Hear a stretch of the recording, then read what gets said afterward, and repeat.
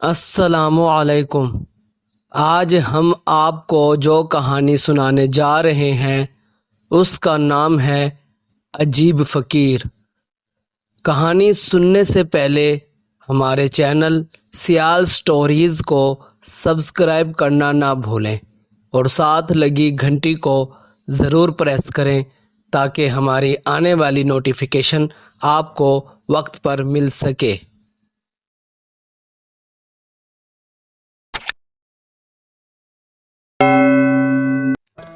عجیب فقیر تھا وہ، کیا اسے میرے ہوٹل سے مٹن، قورمہ، بریانی یا مرغ کڑھائی کے علاوہ دال چنے میں سے کچھ نہیں سوجھتا تھا۔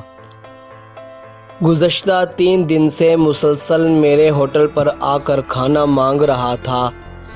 اعلیٰ سے اعلیٰ کھانا مانگنے کے ساتھ ساتھ اس کی یہ بھی عجیب و غریب شرط تھی کہ مندرجہ بالا چیزوں میں سے اسے جو بھی دیا جائے اس کا وزن 1 کلو ہو تاکہ وہ پیٹ بھر کر کھانا کھا سکے۔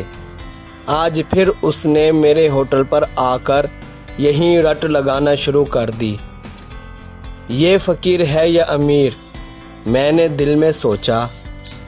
بابا، ایسی خواہشیں تو وہ کرتے ہیں جن کی جیبیں ہرے ہرے نوٹوں سے بھری پڑی ہوں۔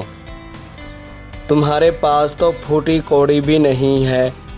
چنے کے ساتھ روٹی کھاؤ اور خدا کا شکر ادا کرو، میں نے فقیر سے کہا۔ منوں کے حساب سے تمہاری دکان پر گوشت پکتا ہے۔ روزانہ کتنے گائیں، بکریاں اور مرغیاں تیرے اس ہوٹل کی خاطر ذبح ہوتی ہوں گی۔ اپنی جان کی قربانی دے کر تیرے ذریعے سے بڑے بڑے سیٹھوں کا نوالا بنتی ہوں گی۔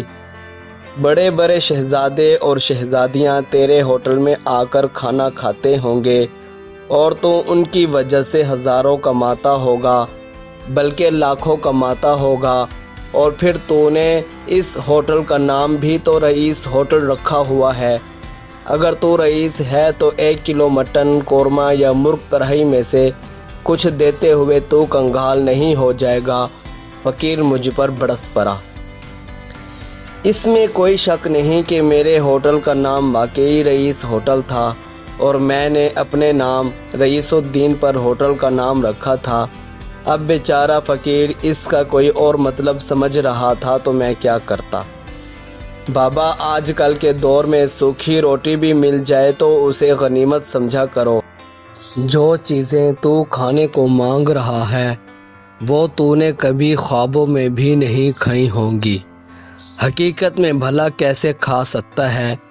دال چنے کھانے ہیں تو کھاؤ، ورنہ روزانہ کی طرح اپنا راستہ ناپو۔ میں نے فقیر کو ٹرخانے کی کوشش کی، مگر وہ فقیر ہی کیا جو کسی رئیس کی بات مان لے، اپنی ضد کے آگے ہتھیار ڈال دے اور لکیر کا فقیر بھی نہ بنے۔ جھٹ بولا، چل تجھے اللہ کا واسطہ جو کچھ مانگ رہا ہوں کھلا دے۔ تیری ماں جیے، تیرا باپ جیے، تیرے رشتہ دار جیے۔ فقیر اب منت سماجت پر اتر آیا۔ یہ تو واقعی عجیب فقیر تھا، اس میں کوئی شک نہیں کہ غریب بھی تھا۔ وہ مجھے اللہ کا واسطہ دے رہا تھا، اب میں کیسے انکار کرتا؟ اب تو مجھے ہر حال میں اسے کھلانا تھا، بلکہ وہ چیزیں بھی دینی تھیں جس کی وہ خواہش کر رہا تھا۔ اس نے اتنی بڑی ہستی کا واسطہ دیا تھا، وہ ہستی جو سب کو رزق دیتی ہے۔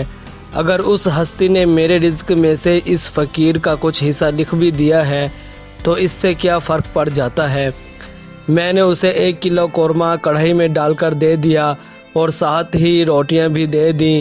وہ مزے لے کر کھانے لگا، جبکہ میں ایک دفعہ پھر سوچ رہا تھا کہ آج کل کے فقیر واقعی عجیب و غریب ہیں۔